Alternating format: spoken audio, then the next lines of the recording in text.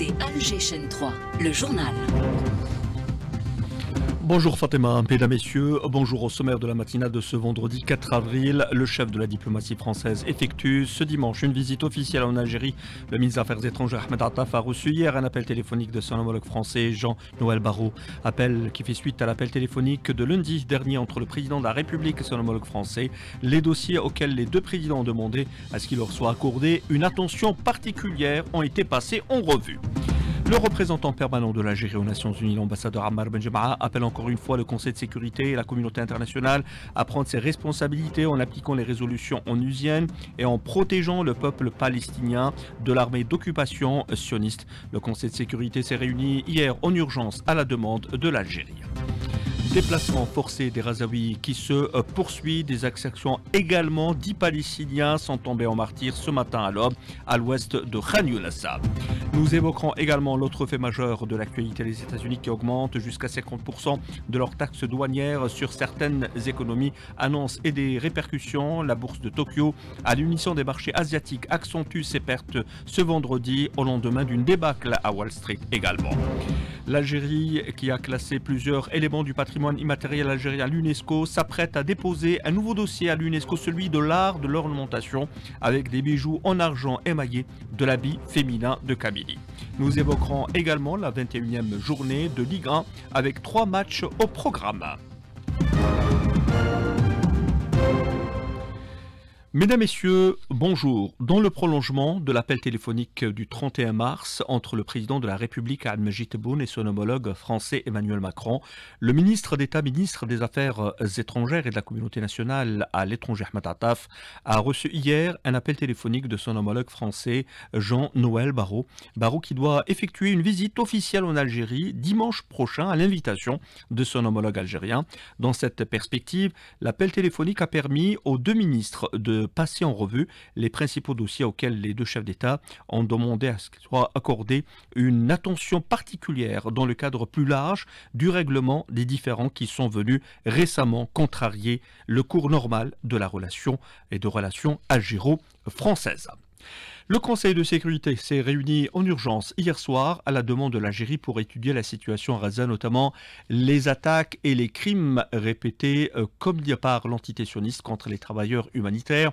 Le représentant permanent de l'Algérie aux Nations Unies, l'ambassadeur Ammar Benjemaah, a appelé encore une fois le Conseil de sécurité et la communauté internationale à prendre ses responsabilités en appliquant les résolutions onusiennes ainsi qu'à la protection du peuple palestinien de l'armée d'occupation qui a transformé la bande de Gaza en une zone de conflit, la zone de conflit la plus meurtrière pour les enfants, notamment 17 000 d'entre eux au moins ont perdu la vie depuis le 7 octobre 2023. Benjemaah qui a rappelé aussi que la solution passe par la création de l'État palestinien avec Al-Quds comme capitale.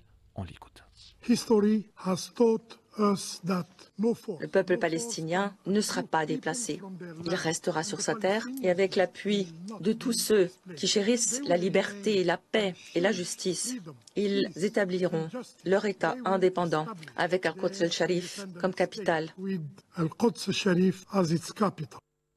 Il s'agit de la plus grande crise de l'histoire moderne. 39 000, c'est le nombre d'orphelins dans la bande de Gaza. Les enfants représentent 43% de la population totale de la Palestine. Des exactions qui se poursuivent avec des ordres de déplacement forcés donnés pour les Gazaouis. Également, les exactions se poursuivent avec 10 Palestiniens qui sont tombés en martyrs ce matin à l'aube à l'ouest de Khan Younis. Pour la seule journée d'hier, une cinquantaine de Palestiniens avaient été tombés en martyrs dans des bombardements menés par l'armée sioniste sur plusieurs endroits de la bande de Gaza. Et le Premier ministre sioniste qui nargue toujours le monde et transgresse toutes les lois défiant le mandat d'arrêt émis par la Cour pénale internationale pour crimes de guerre, crimes contre l'humanité et génocide à Gaza. Benjamin Netanyahou a entrepris hier, jeudi, une visite en Hongrie.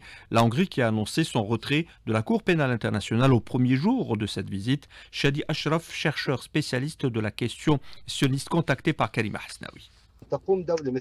Un pays comme la Hongrie se retire du protocole de la Cour pénale internationale pour satisfaire Israël. Cela démontre clairement la montée de la droite fasciste en Europe. Viktor Orban est connu en Hongrie pour ses positions racistes. Au lieu d'être puni pour ses crimes en Palestine, Israël est récompensé à travers l'invitation faite au premier ministre du gouvernement d'occupation, Netanyahou, qui est poursuivi pour crimes de guerre, crimes contre l'humanité et génocide. Cette attitude est dangereuse pour la communauté internationale. Et l'instance de direction de la Cour pénale internationale qui a affirmé hier qu'elle regrettait le retrait de la Hongrie du traité de la Cour pénale internationale, estimant que tout départ nuisait à la quête commune de justice. Fin de citation. Nous vous disions en titre l'autre fait majeur de l'actualité internationale, les États-Unis qui augmentent jusqu'à 50% de leurs taxes douanières sur certaines économies. L'Algérie se voit imposer 30% de taxes, annonces et des répercussions. Les nouveaux droits de douane annoncés par le président Donald Trump sur les importations des États-Unis posent un risque important à l'économie mondiale. C'est alarmé hier la directrice du Fonds monétaire international. La bourse de Tokyo, à l'unisson des marchés asiatiques, accentue ses pertes ce vendredi au lendemain d'une débâcle d'ailleurs à Wall Street. Une hausse des taxes sur les produits exportés depuis de nombreux pays et qui inquiète donc le monde. Hakima Kamal. Cette politique rompt totalement avec les habitudes commerciales passées des Américains. Brahim Gendouzi, économiste. Habituellement, les États-Unis étaient les champions du libre-échange. Les États-Unis ont toujours appliqué le libre-échange, que ce soit en termes de commerce extérieur ou en termes d'investissement. Maintenant, paradoxalement, les États-Unis reviennent à une politique plus stricte, protectionniste. Les conséquences sur les échanges commerciaux des pays avec les États-Unis sont à craindre. Inflation, baisse du commerce extérieur, faible croissance mondiale, réciprocité de l'application des taxes. La conséquence, tout d'abord pour le marché américain, les consommateurs américains vont payer plus cher les produits étrangers. Chaque pays va appliquer la réciprocité par rapport aux produits taxés. L'Algérie est touchée par 30% de taxes sur ses exportations. Quels effets sur sa balance en devises? Brahim Gendouzi. Les conséquences sur la balance commerciale algérienne seront moindres parce que l'Algérie, avec les États-Unis, le commerce extérieur est limité. L'Algérie exporte du pétrole brut, des produits agroalimentaires. Les États-Unis achètent beaucoup de pétrole brut algérien. Donc la balance commerciale ne va pas trop se faire ressentir. Le commerce extérieur de l'Algérie est tourné désormais vers l'Afrique et l'Europe pour une panoplie de produits énergétiques. Un papier signé Hakima Kamal. Économie toujours. 8 pays de l'OPEP+, dont l'Algérie, ont décidé d'ajuster leur production pétrolière avec une hausse de 411 000 barils par jour au cours du mois de mai prochain. Cette décision a été prise lors d'une réunion tenue par visioconférence à laquelle a pris part le ministre d'État, ministre de l'Énergie, Ahmed Da'ab, ainsi que les ministres d'Arabie Saoudite, de Russie, d'Irak, des Émirats Arabes Unis, du Koweït, du Kazakhstan et du Sultanat d'Oman. Cette augmentation progressive et flexible pourra être suspendue ou ajusté en fonction de l'évolution du marché international. Mohamed Al-Rab, qui participera d'ailleurs demain samedi par visioconférence aux travaux de la 59e réunion du comité ministériel conjoint de suivi OPEP, non OPEP. Les discussions porteront sur le suivi du taux de conformité des pays membres aux réductions de production convenues pour les mois de janvier-février, conformément aux décisions prises par les pays de l'OPEP+, en faveur de la stabilité du marché pétrolier mondial. Et à propos d'énergie toujours, le président directeur général, PDG du groupe Sonatrach, Rachid Hachichi, a reçu hier son homologue de la société espagnole Cepsa, avec lequel il a évoqué les voies et moyens à même de renforcer la coopération entre les deux compagnies à travers l'exploration de nouvelles perspectives pour soutenir le partenariat dans le domaine des énergies propres et renouvelables.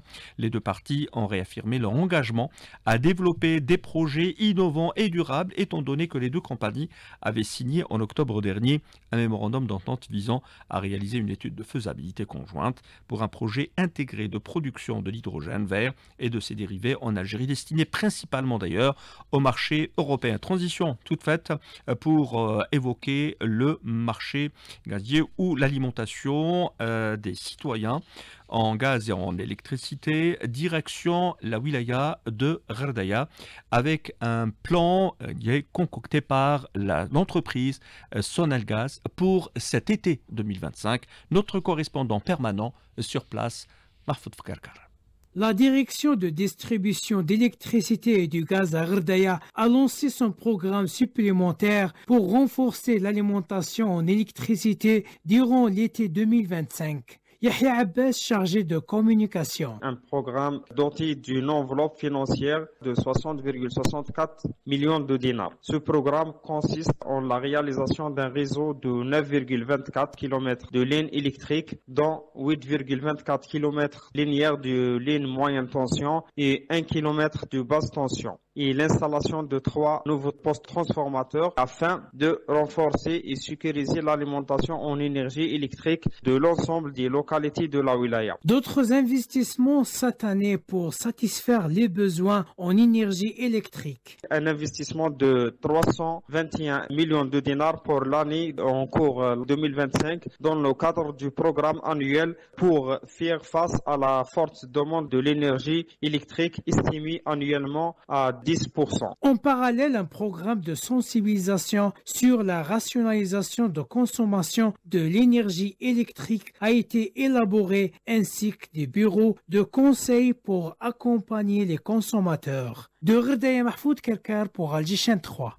Lutte contre le narcotrafic également dans cette édition avec cette importante saisie de drogue dure opérée par les forces de sécurité. 41 kg de cocaïne saisie avant-hier à Adrar dans la 3e région militaire lors d'une opération qualitative menée par des détachements combinés de l'ANP, des douanes et de la Sûreté nationale. Cette opération illustre une fois de plus la détermination des unités de l'ANP et des différents services de sécurité à lutter contre toute forme de criminalité organisée et de préserver la sécurité et la stabilité de l'État. À l'étranger, la Cour constitutionnelle de Corée du Sud a confirmé ce vendredi à l'unanimité la destitution du président Yoon Suk-yeol, le démettant ainsi définitivement de ses fonctions 4 mois après sa tentative désastreuse d'ailleurs d'imposer la loi martiale dans le pays. Au Maroc, l'historien et défenseur marocain des droits humains, Marti Monjib, a annoncé hier avoir entamé une nouvelle grève de la faim pour protester contre son interdiction de quitter le pays. Retour chez nous. Nous vous lisions en titre, l'Algérie, qui a classé plusieurs éléments du patrimoine immatériel algérien à l'UNESCO, s'apprête à déposer un nouveau dossier, celui de l'art de l'ornementation avec des bijoux en argent émaillés de l'habit féminin de Kabylie. À ce sujet, je vous propose d'écouter Zohir Belalou, ministre de la Culture et des Arts, qui a annoncé d'ailleurs la création d'une banque de données sur les éléments du patrimoine culturel algérien. Il en parle en exclusivité à la chaîne 3. Il est au micro de Sid Ali Fares. Tout récemment, on a déposé un autre dossier pour le patrimoine mondial, comme les 8 derniers dossiers, et puis celui de Zellige qui est déjà sur la table des experts UNESCO. Avant-hier, nous avons déposé le dossier des bijoux de la région kabyle avec les tenues traditionnelles. C'est une manière de réapproprier son propre patrimoine et de le protéger à l'échelle nationale et internationale. Nous sommes en train de travailler sur les dossiers à travers tout le territoire national. Vous savez, l'Algérie, c'est un pays continent, et là, il nous faut un grand travail pour inscrire tout le patrimoine. L'acquis, c'est que nous avons créer une banque de données. Nous sommes en train d'alimenter par tous les éléments du patrimoine culturel algérien. Et puis ça joue un rôle très important dans le développement de la diplomatie culturelle, dans le tourisme culturel et puis dans l'économie culturelle. Et à Tizi Ouzou, bien entendu, satisfaction et fierté chez les artisans bijoutiers de Beniani, notamment notre correspondant permanent sur place, Mohamed Haouchina. Après que notre ministère de la Culture et des Arts eut déposé officiellement un dossier de candidature pour l'inscription de l'art de l'ornementation avec des bijoux en argent émaillés de l'habit féminin de la région de Kabylie sur la liste du patrimoine culturel immatériel de l'humanité de l'UNESCO, les artisans bijoutiers de la région d'Etienne dans la wilaya de Tizi Ouzou ont accueilli cette nouvelle avec beaucoup de satisfaction et surtout de fierté, comme le confirme le président d'APC de Beniani, Abdallah Jinnen. C'est un vœu qui se réalise, c'est un projet sur lequel beaucoup de générations ont travaillé. Donc aujourd'hui, on est heureux que ce projet aboutisse finalement. Donc grâce aux efforts de tout un chacun, en commençant par le ministère, l'équipe du professeur Slim Hachi. Donc c'est un patrimoine que nous, en tant qu'APC, on essaye de sauvegarder et d'encourager pour empêcher sa disparition. J'espère que ça redonnera un nouveau souffle pour l'économie de la région et qui verra aussi beaucoup de gens qui s'intéresseront de nouveau à ce bijou, à ce patrimoine, à cet art ancestral qu'on a hérité depuis des millénaires ici à Beni.